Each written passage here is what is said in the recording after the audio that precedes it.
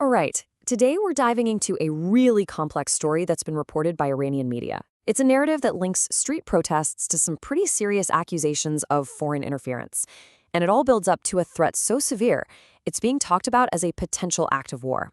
So let's unpack the claims being made here. And right at the heart of this whole thing is this really stark allegation. It just changes the stakes completely. According to the sources we're looking at, this isn't just about civil unrest anymore. It's about a direct threat against the country's highest authority. But to really get how we got to this point, we have to start where the whole story begins, on the streets. So everything kicks off on the streets. But the narrative that's laid out in our sources draws a very sharp line in the sand, a line between what it calls legitimate, peaceful demonstration and what it describes as foreign-sponsored violence.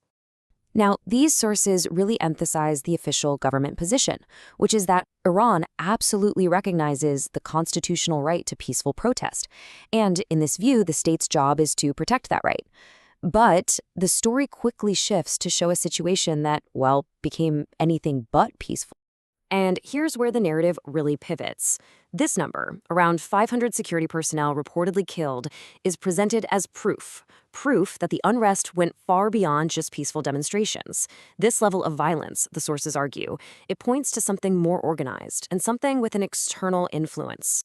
Okay, so if the violence is being framed as something that didn't just happen on its own, then who's getting the blame? Well, this is where the story shifts from being an internal issue to what's described as an international conspiracy, and it points the finger directly at foreign powers. The claim is incredibly direct, that foreign-backed terrorists essentially hijacked legitimate protests and deliberately turned them violent. The Iranian Foreign Ministry is even quoted as saying it has irrefutable evidence of this, and specifically calls out an Israeli role in the violence. And the accusations get very, very specific. In this narrative, Israel is cast as the one on the ground, the sponsor of terrorism that's fueling the violence. But the United States? It's portrayed as the architect behind it all, the mastermind of a failed attempt to change the regime. And when that plan failed, the sources claim the whole strategy shifted. And this brings us right back to that shocking claim we started with. According to this narrative, because the protest movement failed to actually topple the government, the opposition's backers have now moved on to a much more direct and, frankly, a much more dangerous plan. So there it is. This is the alleged threat, which sources say came from a former U.S. diplomat, a guy named Don Shibro, in an interview with an Israeli newspaper. And the message, as it's presented, is completely unambiguous. The Supreme Leader could be targeted, and if that happens, Iran would see it as a declaration of war, period. I mean, that's an absolutely extraordinary claim, right? So you have to wonder, how did the sources explain the justification for a threat like that even being made public? Well, they lay out a chain of events that they argue is specifically designed to create a pretext for exactly this kind of action. The key point here, according to the sources, is the sequence. It's all about the order of events.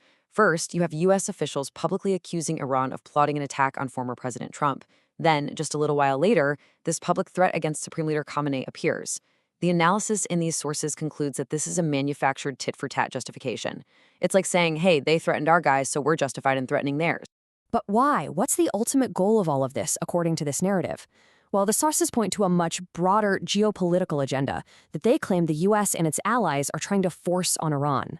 These 4 points, which one source actually attributes to the son of Iran's last Shah, who's a major opposition figure, pretty much lay out the alleged endgame.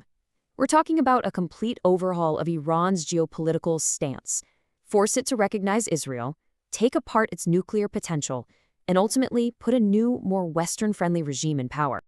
You know, this quote from one of the analysts really just perfectly captures the core of the narrative's argument. The idea is that the goal, the hunt for regime change, that's always been the same. But after the protests didn't work, the method, the trap, simply changed from an internal uprising to the threat of a direct assassination. Then the narrative adds another layer, and this one frames the conflict in almost epic, mythological terms. An analysis cited in these sources claims that from a very specific geopolitical viewpoint, one that's reportedly rooted in a particular interpretation of Jewish scripture, Iran is seen as the seventh hurdle, a final obstacle that has to be overcome to secure global power. So you're faced with this entire web of accusations, from claims of internal sabotage all the way up to direct threats of assassination.